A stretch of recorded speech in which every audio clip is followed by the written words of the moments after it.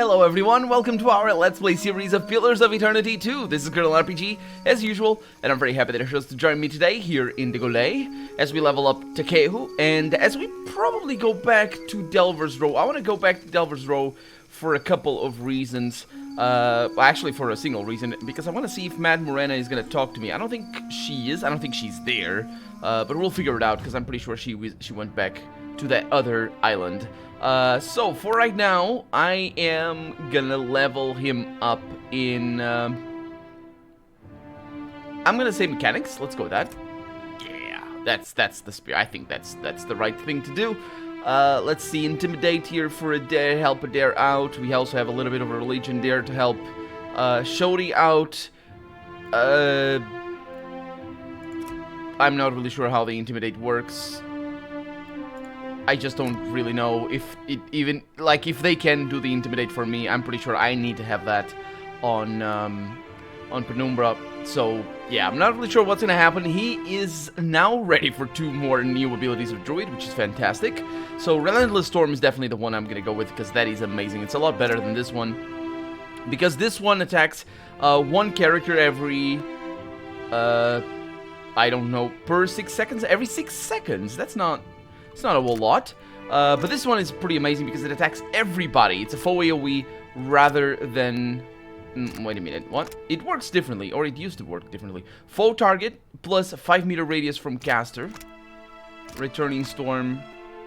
Brings a deadly storm into being, striking enemies frequently in the area. Yeah, it's the frequently that matters, but you can only try it to just see it really happen, so I'm not really sure if it comes across from the description there. Cleansing Wind can be pretty good. Embrace the Earth, we'll see. Some healing done over there. We also have action, that's pretty nice. Range with spells. That doesn't affect the radius, the area of effect. Can I get some of that? So he's got extra penetration with electricity attacks, which is awesome. And he currently has plus damage dealt as freeze on his weapons, which is nice. And I also have extra some of that. I could go with a hailstorm. That is really cool. The hailstorm is pretty awesome, but unfortunately it's just AoE. I think I want to go with that. I think I want to go with that. Overwhelming wave can be pretty good as well. Nature's terror. Such frightened. This can be pretty amazing, but what I really wanted was a plague of insects, which I cannot have. But I think I'll just absolutely need to respec all of these people. I'm mixing up the druids because I had 2 druids at one point, considering we had what's his name? Yeah, we have Kerubin or whatever his name was, so yeah, I basically have Takeo half set up for not stepping on his toes, or I'm just mixing up. It's too many classes. It's a good thing that they only give us 5 characters, otherwise it'd just be, my god, it really is too many classes. I don't know if I can reclass them though. That'd be interesting. I don't think so. That'd be good, but it'd also make my choice kind of easy. So it's not here. We need to go to the Undercroft. So the Undercroft is accessed through there. Not here. Here. And I can't steal anything from there. Good. So you might have noticed that I saved outside, and that's because I don't want to do all the travel back if there's nothing to be gained here. I did kill most of the people in here, and Mad Morena might not be very receptive to me. Smuggler's Fort, that's where we're going right now. I don't know what that sound was, but I'm okay with that sound. It's all good. We did all the things already, of course. And here they come.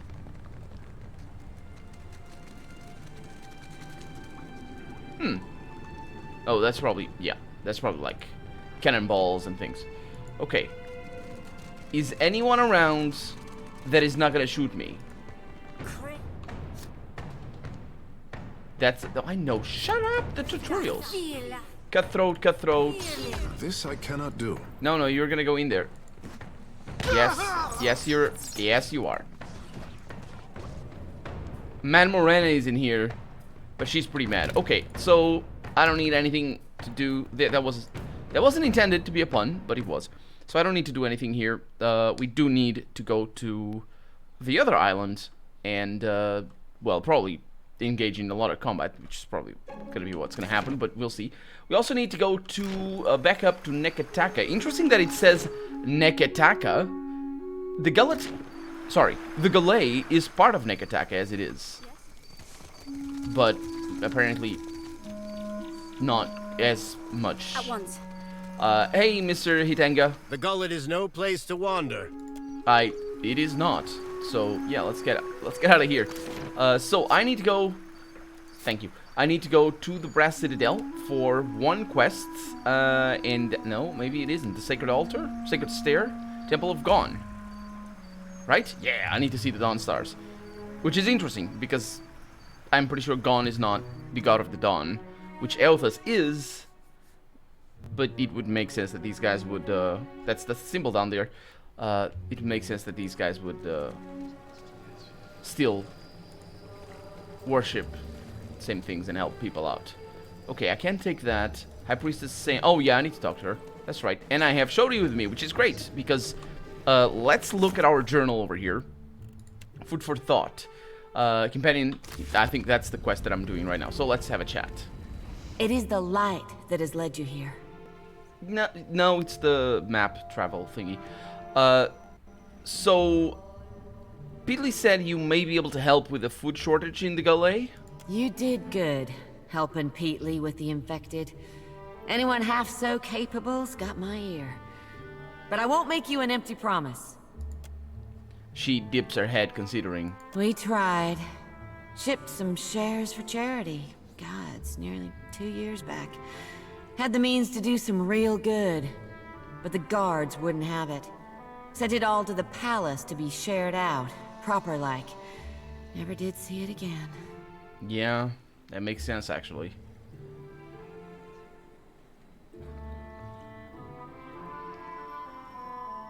I really do need to talk to the queen or whatever. What if I could ensure it could reach the Roparu? Of course. We'd be glad to lend a hand. But how'll you see our shares reach the Roparu this time? What makes you think it'll work now when it didn't then? Well, yeah, I saw this particular option as an option before when I clicked that line right there, or this line over here. But I didn't expect it to give me the option right now. I'll work to gain an audience with the queen and petition her to allow your charity. Alright. You wind up in the good graces of the Kahanga Royals, you get them to see the light, and I'll get you our food. Sounds good. Although, allowing charity is not really the best situation here. I really want to make their distribution of food a little bit better. In a situation like this, it'd be really hard. I'm not really sure if this is inspired by our understanding of, I don't know, Mayan culture or Aztec. There's of the three big and famous Central American empires. Let's see. I need to go out of here. Let's go this way. Of the three big ones, one of them is really old, and I think it is the Inca one, but I might be wrong. I think it's Aztec and Mayans that are sort of 14th, 15th century, 16th maybe. So let's go to there, I suppose. The rooftop, yeah, that's exactly where I want to go. So I don't know if they took inspiration from there or what happened. I didn't study Mayan civilization, so I don't know a whole lot. But just talking generally and sort of, oh, this is so pretty up here. Just talking generally and sort of pragmatically speaking, for a country, or more importantly a city, for a city like this to ensure that the Roparu take their fair share, I don't think even laws, even like a law would be, you know, would be enough, because you have to have systems in place to enforce those laws, and I'm pretty sure the queen just rules overall. I'm pretty sure she's a dictator, even though there are, of course, traditions and all that sort of stuff. But there it is, Queen Onekaza the second. We talked to her, of course, twice. Once in the palace, or whatever, not palace, the hall, I guess, and another time over here. And she gave us 2 quests, I think. Speak on, I say. Time can be made for guests.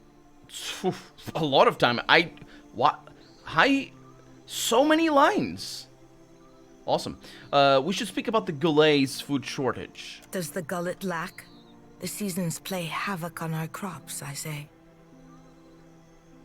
That's not the point. Immediately in a situation like this, I say immediately, but not because of what she's saying, the first thing you need to think of is the distribution of riches, but also the distribution of sparsity. And that's why you need laws. You can, I mean, if you're just gonna tell the people who control the food to give out the food that they don't need, you know, there's not a whole lot of need for enforcement or anything. It's like, let's do the nice thing and the correct thing, right? I don't need this potato, I'll just give it to the next person over or something. But when there's only 1 potato for 3, then that's where systems and laws are required. Of course, again, laws probably don't really matter in this place, considering she probably is the dictator, so she is the law. But yeah, so that's like, yeah, seasons play havoc. Well, no, they don't. Look at all those potatoes that you have over there. Anyway, between the rotten food piles and the scarcity, the Goulet barely supports life.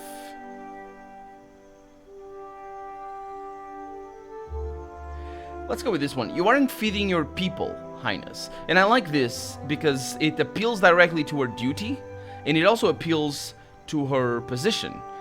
So I guess it's an easy test to see how she replies. If I say this first one, it's very confrontational, even though it is true. And also, but it sort of implies that she doesn't know it. Whereas this one is more of a call out. So in some ways, this one over here is more to the point than this one. But of course, it's more diplomatic, I think. But let's go with that. Careful. Yes, I am sorry. I am bare feet and I'm stepping on your toes. And the air around Onekaza cools significantly. Every day that my people wake up to the sound of birds instead of cannon fire, I am feeding them. When they walk to a market at a leisurely pace, I am feeding them. So you're not feeding them. You're really not feeding them. Do not presume otherwise. No, you just said it. I am gonna work against you if you keep this up. Speak to my brother Aruihi. He handles local concerns while I lose sleep over the archipelago. She is not feeding her people simply because the Roparu aren't safe, and they're definitely not working to the market at leisurely pace. So yeah, by her own definition, she's not feeding them. So I need to talk to her brother. Now, okay. With that out of the way, is there nothing else? Yes. I want to talk about everything else. You keep interesting pets, Highness. Fine beasts, are they not? Gifts from the Wapua, a tribe of proud animal trainers. I named them Kohopa and Tangaloa, which makes the priests very unhappy. Aruihi thinks I should feed my enemies to them alive and screaming. Ikera, I have given it thought. She pats Tangaloa on her head. Not content to let the attention go astray, Kohopa shifts over until his ears are under the queen's fingers. Which is behavior that I've seen more in dogs than in cats, but still, what I was thinking of when I said and paused, is that her first impression, my first impression of her, wasn't strong. Not that she's not strong in the sense that, you know, she has power, but my impression of it wasn't very one way or the other. It is very powerful that she is the typical spoiled, sort of, just ruler, spoiled ruler, and just who doesn't care too much. Her immediate appeal to safety is just, it just flies so high above my head. I'm just like, whatever. I'm trying to make, I'm trying to not allow that particular line that she did over here to color my perception of her. I don't like what she said just now in that light, though. So let's see if she keeps it up and see if my perception of her is right. You've been in my head since we first met. What does that mean? Oh, because of, yes, she's a watcher. Or, not a watcher, but she's a cipher. So that might be what that is. It could also be an advance, but that is a very... Oh my god, that she's a queen and just going, oh, you've been in my head since we first met. Ah, Akira. But listen how the Watcher flatters me. Maybe it was, I don't know. Onakaza chuckles to herself and shares a smile with the attendants in earshot. When her gaze swivels back to you, a presence like a storm cloud settles over your thoughts. I cannot plant a seed in untilled soil. Akira, I want for there to be trust between us. Can I play this to my advantage? Is she the bad guy here? She raises her eyebrow to make sure you're paying attention. The trading companies send spies to every corner of the mountain. I say there are places they cannot go. Masked beneath a casual gesture of scratching her cheek, Onakaza taps the side of her head. There are places they cannot go. Your head. Huh. And also I like to think the whole think at her, which is interesting because it's more... I think there's a word for that, for the vocalization that you do in your head, if you want to think it like that, but thinking doesn't necessarily involve language. So thinking at somebody, like, yeah, you're vocalizing it in your head, which is how probably most people generally perceive telepathic powers to be, if they ever were to be a thing, or if they were to be a thing, I should say. If you can't feel at home in your palace... Oh man, this place... I'm now realizing what she meant by that. I'm gonna think at her, if you can't feel at home, in your palace, communication is the least of your concerns. You and Aruihi think alike. This is my oasis, I say, not my prison.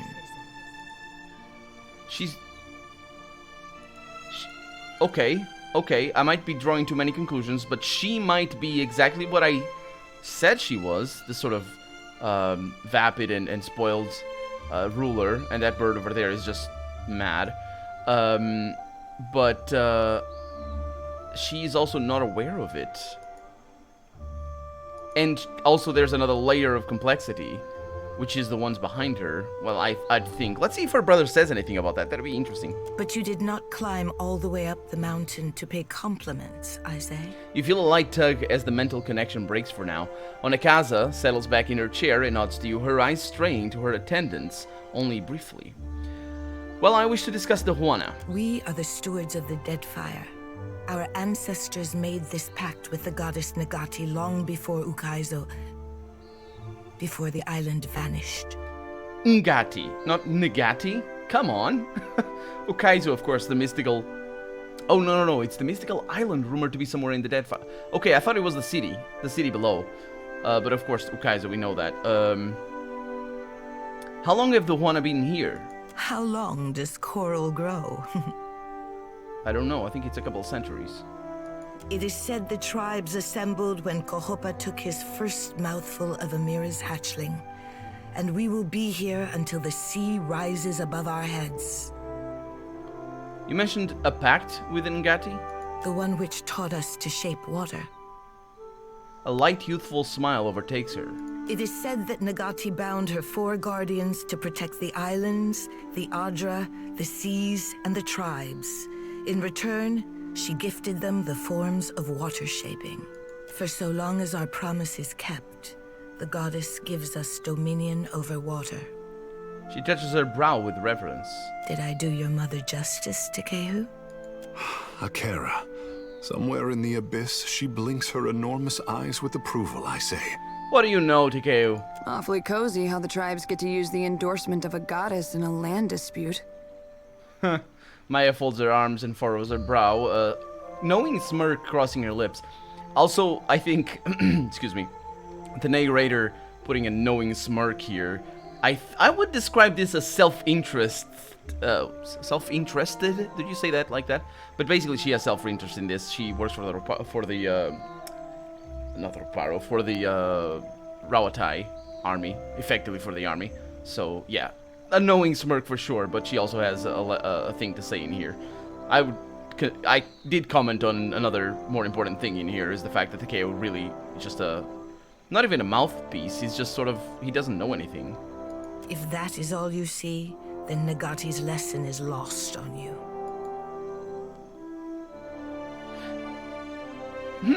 She was talking to Maya, I believe. Awfully cozy how the tribes get to use the endorsement of a goddess in a land dispute. For so long our promise is kept, the goddess gives us dominion over water. It is pretty short-sighted to only see that, but that doesn't mean, like, the fact that she commented that doesn't mean that she only sees that. Is of course a word of words. I wonder if Maya's gonna reply. May I live to see Rawatai's conceit unravel them from within. Yeah, we'll see what happens. Back to my other questions. Speak on. A friend of the crown should be well informed, I say. Okay, thank you. Tell me about Nekataka. Nekataka is older than our memory. We found the great city in ruins, and the Kahanga have spent generations replacing every cracked stone. Who built Nekataka? The Huana, of course. The mark of our ancestors runs deep.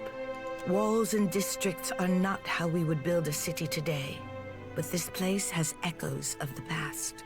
And our future, I say, if we can but reach to grasp it. It's a Huana city, but the trading companies are both represented here.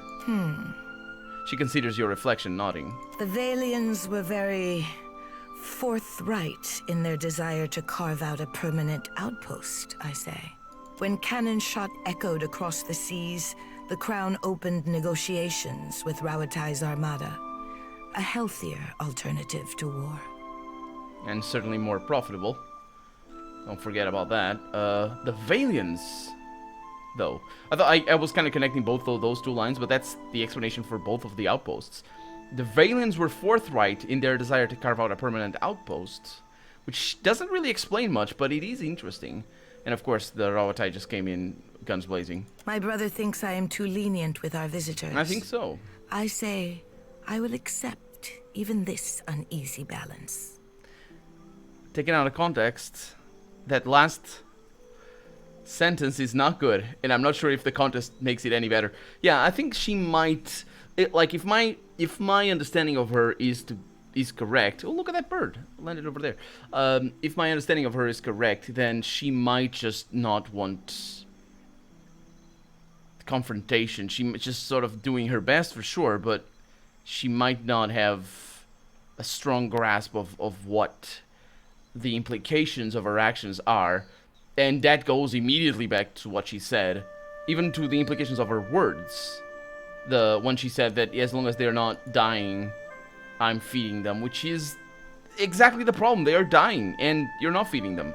And you're not feeding them. Twice, because they are dying and they're starving, so screw you. Seriously. Yeah, I think I'm right. I think I'm right in my assessment of her character. It is tricky to understand her, though. First, a question of my own. Onakaza steeples her fingers and observes you closely. This city is not how the tribes would live. Walls stand between neighbors, and the beach is too far to walk comfortably.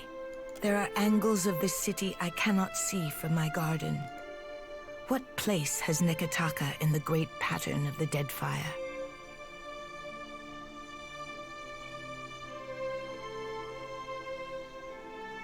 You occupy this place which you found, but did not build. Huh. Time will tell if it's a good fit. That's interesting. That can have so many permutations, that particular line right there. I'm gonna go with this one because I am pushing for that particular quest, so, I mean, I like this line, but yeah, I've seen what lies at the bottom. It isn't pretty, Highness. Bottoms seldom are, I say.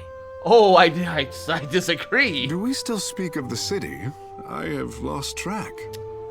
There's a lot of eyes and things. Akira, my thanks for your perspective. I say you give me much to consider. I doubt you will consider anything. Why do you put up with the trading companies? Because we are the shrub in the shadow of an old growth. Onakaza looks away and sighs through her nose. Even the gods may protest, but this city blooms from the wealth of foreigners. It does indeed, doesn't it? Aruihi would have me force them back to their ships. I say it is better to feed my allies under a single roof. Huh. Back to the feeding again, huh? Yeah, she's basically not doing a good job. I wonder if her brother... I mean, her brother was a little bit, secretive, I would say, in his, in the way he talked to me anyway, I think. It's been a while, so I don't fully remember what he said. But we're going back down, so let's see, that's back to the outer little veranda that this place has. There's somebody over there as well. I think there's somebody that can teach me something out there, but I'm not gonna get that. And her brother should be in the throne room, which is this thing. Right? No. Barati. No. I need Aruhui or something. The belly of the great eel roars with hunger. Will you help Barati to calm it? I'm still hunting the Sheila. Continue the hunt, good feeder. Return when the kill is complete. Thank you. Thank you very much. Serpent's Crown. Is this the main entrance? This is the main entrance, isn't it? Huh. Well, Kahanga Palace up there. I'm gonna look for her brother. But we're out of time for the day, so I'll do it off camera. For right now, I'm Kirill RPG, and this has been Pillars of Eternity 2, Deadfire. I really hope you've enjoyed it, and if you did, go ahead and leave a comment, like the video if you want to see the next episode come out sooner rather than later. But above all, thank you so much for watching, and I hope I'll see you next episode. Bye-bye.